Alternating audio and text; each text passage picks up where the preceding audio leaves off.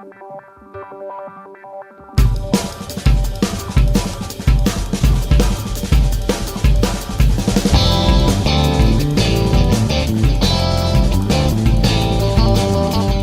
¿qué tal? Buenas noches. Bienvenidos a un nuevo En Campaña. Hoy vamos a hablar de varios asuntos. En nuestro segundo segmento recibiremos al presidente de OCE, Milton Machado.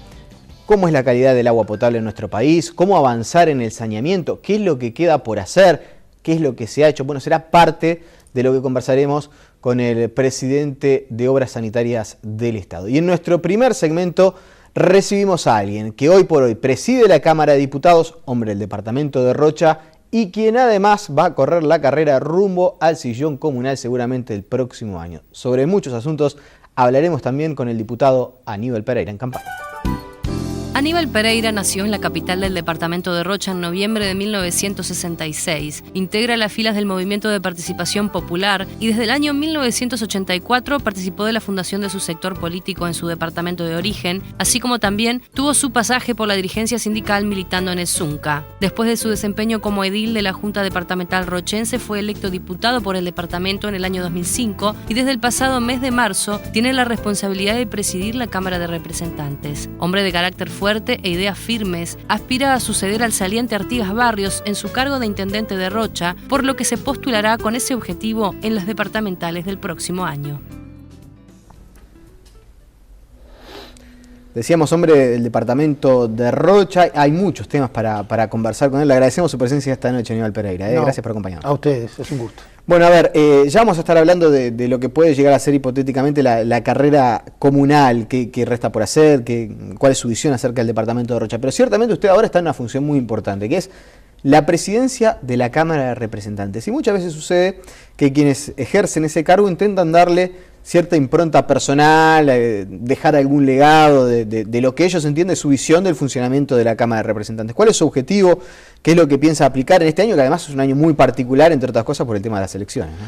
Es un año particular, por ser año electoral, y al ser año de definiciones en el funcionamiento de la democracia, las elecciones sin duda que implican la definición de nuestro pueblo en cuanto al rumbo, ¿no? Entonces, nosotros nos planteamos desde el primer día que asumimos hacer todos los esfuerzos por el justo equilibrio de que el trabajo parlamentario no se termine un año antes. La Cámara sigue con una agenda parlamentaria muy fuerte, independientemente o a pesar de que sea un año electoral.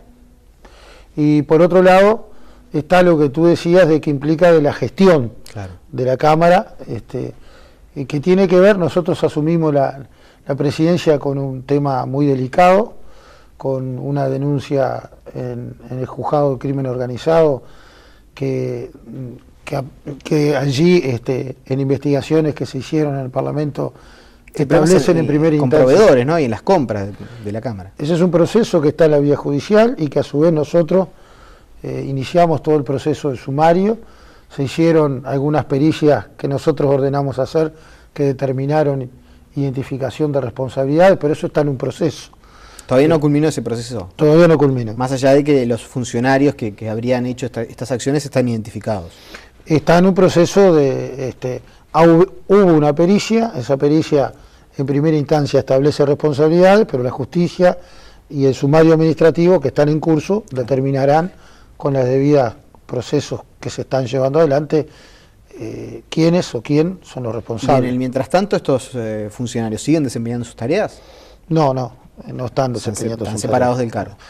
De todas maneras, el reglamento de la Cámara lo único que permite, no fueron separados del cargo, no permite la separación del cargo. Lo que se hizo fue trasladarlo del lugar donde se estableció donde se establecieron las irregularidades. De todas maneras también hay todo, esto lo comentaba en función, digamos, de algo que en realidad asumimos la presidencia con esa situación, pero la Cámara es mucho más que lo que es la discusión y el trabajo parlamentario, el control al Poder Ejecutivo. Nosotros hemos dado mucha potencialidad a los programas que muchos de ellos vienen de hace muchos años atrás, Nosotros nos planteamos cosas que venían funcionando, las potenciamos. Visita tu parlamento, este niño van a venir 1000 niños de escuelas, particularmente rurales, a recorrer lugares, digamos, referentes de Montevideo. Es una experiencia muy linda porque uno, yo cuando era niño, ya se imagínese que si traerá de año de esta actividad. Sí, yo no me olvido más de la visita de mi escuela. Pero uno se sienta en la banca, se genera como una especie de debate, es una actividad que ciertamente queda para toda la vida. Van al Teatro Solís, la visita que este año nosotros preparamos, van al Teatro Solís, van al Estadio Centenario, van a la Torre de Antel, van y terminan la visita en el Palacio Legislativo, y la mayoría de esos niños no conocen Montevideo. La gran mayoría de esos niños que vienen de los rincones más lejanos del país, y se dan situaciones que realmente, porque estos programas están vinculados para nosotros eso no es un gasto del Parlamento, porque está dentro del presupuesto. Es una inversión que está relacionada con la posibilidad de seguir incluyendo. Una persona tiene posibilidades de tener ganas de pelear en la vida cuando tú estás incluido. Cuando desde chiquito no tienes las mismas posibilidades que los demás, no tienes las mismas, digamos, formas de encarar las cosas, ¿verdad? Si tú estás incentivado, entonces eso para nosotros que venimos del interior y vemos que no es lo mismo. Hoy hay lugares del interior donde hay cosas que la gente que vivimos en las ciudades no las entendemos como problemas, y aún siguen siendo problemas para muchos vecinos de los lugares más alejados del país. Por ejemplo, pagar la luz, cobrar la jubilación, cualquier trámite de repente que puede ser normal en una ciudad, en ciudades muy pequeñas del interior rural, que a partir de las medidas de seguridad que se han ido adoptando por las dificultades que tenemos, y los entes y las empresas públicas tienen que tomar recaudo, entonces se van terminando los lugares que se van a pagar, ¿no? Que se iba con la plata. Entonces, esas localidades se les hace más complejo, digamos, esas cuestiones que son, o muchas que nunca las tuvieron. Está bueno que usted lo diga, porque aparte es un diputado del oficialismo, una de las figuras importantes dentro del movimiento de participación popular, el sector más votado en el Frente Amplio en las últimas elecciones, y ciertamente en este periodo de gobierno, no por una política de gobierno, porque ciertamente si algo no se le puede reprochar al presidente Mujica es que ha recorrido el país, que va muchas veces sin que la prensa se entere, ni siquiera al interior, y a dialogar con la gente. Pero ciertamente las empresas públicas que no tienen problemas económicos, por el caso del Banco de República, han tomado decisiones que de alguna manera complican la vida de la gente en lo que tiene que ver con las cosas más elementales, como por ejemplo el pago de una factura. Están vinculados con las normas de seguridad que cada vez son más exigentes para preservar situaciones que lamentablemente hoy se dan. Entonces ahí tenemos, digamos, esa contradicción de cómo resolver el problema, y localidades que nunca llegaron a esos servicios tampoco, ¿no? La instalación de los centros de atención ciudadana han sido fenomenales para los lugares donde están. Ahora el correo empieza a cumplir una función que va a absorber esos centros de atención ciudadana. Claro, pero desde su visión del interior, ¿no se tendría que haber tomado antes? A ver si doy en el clavo con la pregunta. Si las decisiones esas las hubiera adoptado alguien del interior, ¿hubiera ido por esa vía? ¿No hubiera quizás intentado solucionar antes el problema que se le iba a plantear a la gente, antes de tomar la determinación de bajar la ventanilla? Las vías siempre pueden ser discutibles. Yo creo que el hecho el Estado uruguayo tiene una patología de muchos años de la construcción de chacras. Tratar de juntar varios organismos del Estado es como algo muy difícil. Debería parecer fácil, pero difícil. Pero se ha venido, hoy podemos hablar de una cantidad de experiencias que están dando resultados y que se ha venido rompiendo con esos muros ficticios que se crearon, que tiene que ver con las cuotas de poder, ¿no? Que tiene que ver que yo estoy acá, que nadie me haga sombra, que no. Eso se da en muchos ámbitos de la vida, lamentablemente. Y cuando pasan esas cosas, nos olvidamos del interés general, nos olvidamos de que esos organismos no están para cultivar solamente ascensos o cargos de carrera, sino para servir a la gente. Que tienen que ir en el sentido de que quienes cumplen la función se califiquen y se preparen en forma permanente, por supuesto. Ahora, entonces, yo creo que el hecho de que todas las cosas que puedan significar juntar, sobre todo en los lugares más alejados, eso va en el sentido de facilitarle los problemas que hoy tiene todavía esa gente. Entonces, yo te decía esto a colación de la cantidad de programas de la Cámara que están vinculados con eso, sobre todo vinculados a cuestiones culturales, ¿no? Nosotros ahora, en estos días, comenzamos un concurso junto con el Plan Ceibal, Sí. que está relacionado que todos los escolares iniciales, a través de la Ceibalita, participen en un concurso por los 250 años de Artigas, que tiene que ver con identificar Artigas en el lugar que tú vives. Tiene un doble sentido, utilizar esta formidable herramienta que revolucionó la educación, con el sentido también de la inclusión, de que todos puedan tener lo mismo, y vincularlo a nuestro jefe de los orientales, Artigas, en un concurso, que la idea es que los niños, a través de su Ceibalita, niños y adolescentes, filmen Artigas, dónde lo ven, cómo lo ven, cerca de su escuela, que crean, que trabajen, y eso, la idea es, en septiembre, la Cámara, junto con el Plan Ceibal, va a entregar los premios a los niños ganadores de escuela, y el premio a la clase de los niños que ganaron, va a ser un fin de semana en Anchorena, y después los niños ganadores y los maestros van a tener tablet. Estos son varios los programas que estamos llevando adelante y están vinculados con estas cosas. Bueno, y en lo que tiene que ver estrictamente con la campaña electoral, la campaña rumbo a octubre, se puso lindo, está peleado. Y empezó a moverse la cosa. Terminó un poco lenta, el Mundial terminó, aunque durante este tiempo también no fue que quedó todo chato. Entre partido y partido, todos los partidos están construyendo sus estrategias, la construcción de sus listas, las propuestas. Yo creo que en el caso nuestro, la propuesta del Frente, veníamos con una ventaja en el sentido de que el programa que la fuerza política le va a proponer, o sea, el programa es el desafío que nos proponemos para construir en los próximos 5 años, ¿verdad? Cuáles son los ejes que vamos a determinar como prioritarios. Eso lo definimos en el Congreso el año pasado. La fórmula, inmediatamente la interna, la definimos, y hoy la fórmula ya hace unos cuantos días que está recorriendo la calle, conversando con los vecinos y planteando los énfasis en los cuales hoy en este país, que tiene nuevos problemas, si uno ve cuáles son, porque una sociedad siempre va a tener problemas. Aquellos que piensan que todos los problemas se resuelven, o sea, cuando nosotros pensamos no hay más nada para hacer, es porque estamos fritos, ¿no? Quien piense que nunca nadie tiene... Siempre van a haber desafíos. Los desafíos que tiene la agenda de prioridades del Uruguay hoy, si la miramos retrospectivamente, no muchos años, está vinculada con los cambios que en el país han habido. Sí, claramente, hace unos años la gente lo que más reclamaba era empleo. 60%. Desde ese punto de vista se ha mejorado bastante, económicamente el país está mucho mejor y se pone énfasis en otros aspectos que hay que mejorar. Y si usted tuviera que, dependiera de Aníbal Pereira, sí, ¿cuál sería el aspecto central en lo cual, el próximo gobierno del Frente Amplio hay varios.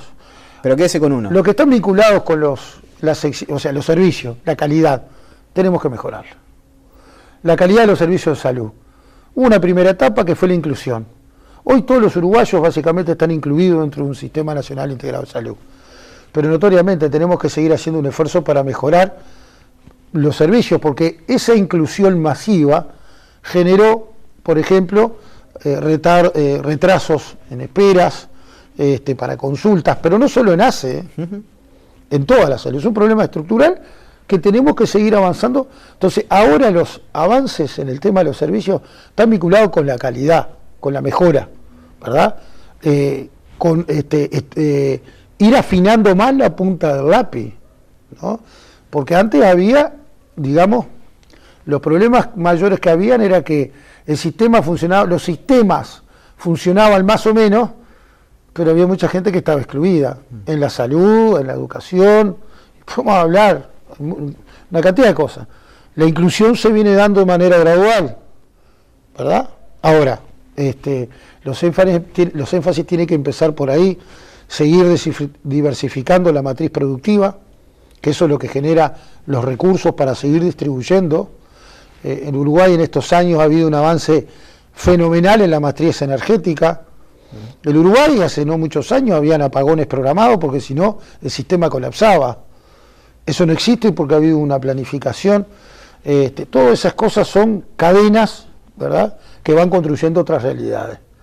Tenemos un Uruguay que los problemas que tiene son producto del cambio que ha habido en nuestro país. Hay cambios que hay que seguir construyendo. Yo creo que la credencial que nosotros tenemos es que problemas históricos que tenía el país se han resuelto a partir de estas decisiones. Pero esas decisiones determinaron nuevos problemas. Bueno, ahí es donde tenemos que seguir yendo. Queda claro que se apunta a la mejora, a dar un salto cualitativo, pero no quiero dejar pasar, porque fue tema de toda la semana y toda esta situación que se ha generado. Usted mencionaba los servicios de los hospitales públicos, el caso de Alfredo Silva Enace, de un funcionario también procesado por corrupción, integrante del sindicato, denuncia en el Hospital Maciel, ahora en Jung también se interviene. Entonces, ¿qué es lo que está pasando en cuanto a la gestión? Que quizás ese es uno de los focos, porque se planteaba como algo positivo y ciertamente debe haber tenido alguna influencia dar participación a los sindicatos. Ahora, a la luz de los hechos, ¿no se les dio demasiado? Yo creo que las herramientas son buenas. Tú con una pala puedes dar vuelta a tierra para plantar, ¿verdad? Y plantar frutos, verduras, pero también con una pala puedes hacer un pozo y enterrar a alguien. El tema es cómo usas la herramienta. ¿Y no falla quien no vigila qué estás haciendo con la pala? Yo creo que en realidad los errores pueden venir de muchos lados. No hay vacunas contra la corrupción. No existen fórmulas mágicas. Existen acciones permanentes, mejorar, sí, los controles permanentes del Estado para eso. Ahora, yo creo que la participación social en la conducción de empresas públicas es correcta, porque también han habido empresarios corruptos, jueces corruptos, y no porque haya un juez que dicte un fallo político corrupto, ¿verdad?, empresario, pero sí, no sí, por ello implique que todos, y en este caso porque hayan habido representantes de los trabajadores en un lugar importante de conducción, hayan tenido un desvío, no hay que plantearse quitar esa herramienta de participación, sino que quien cometió esa situación, obviamente, le tiene que caer todo con el peso de la ley. Está claro, quizás lo que uno, por lo menos las impresiones que uno, hoy con las redes sociales, más allá del contacto que uno tiene con la gente, también llegan comentarios y le puede sentir un poco más la temperatura de la gente, pero sí, quizás lo que más llama la atención de este caso, uno está claro que puede haber desviaciones por parte de algún sindicalista o de algunos sindicalistas o eventualmente de algunos, la implicancia de quienes sean.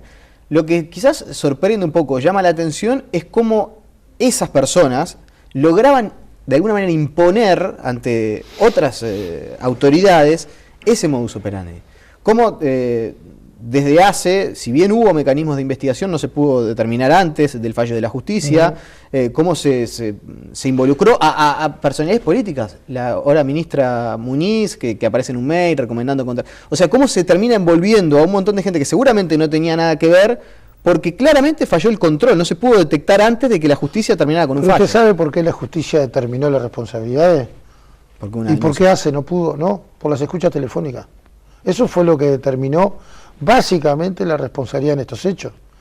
ACE no pudo llegar al fondo de la cuestión, que hizo una investigación similar a la de la justicia, pero no pudo llegar al fondo porque no tuvo los elementos contundentes que sí la justicia, y solo la justicia, que es la que puede ordenar, intervenir escuchas telefónicas a través de los organismos de delitos complejos de la policía, son los únicos.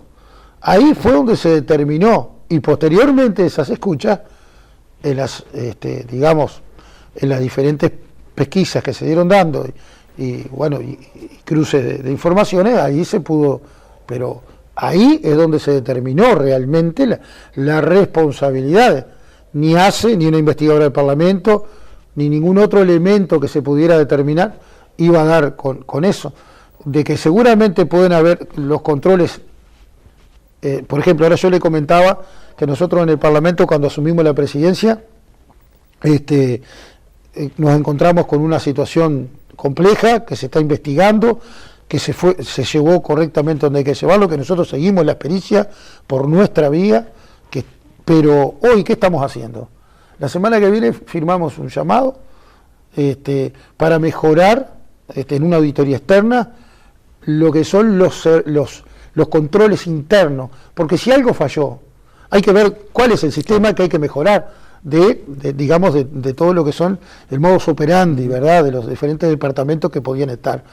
Ahí sí, cuando hay una falla de ella, tenemos que poner la lupa qué fue lo que falló, para que no vuelva a ocurrir, ¿verdad? Hacemos la pausa y enseguida vamos a hablar un poquito de su departamento. Vamos a hablar de cómo anda Rocha. Terrible gusto, lo que más nos gusta hablar. Hacemos la pausa y enseguida estamos de vuelta.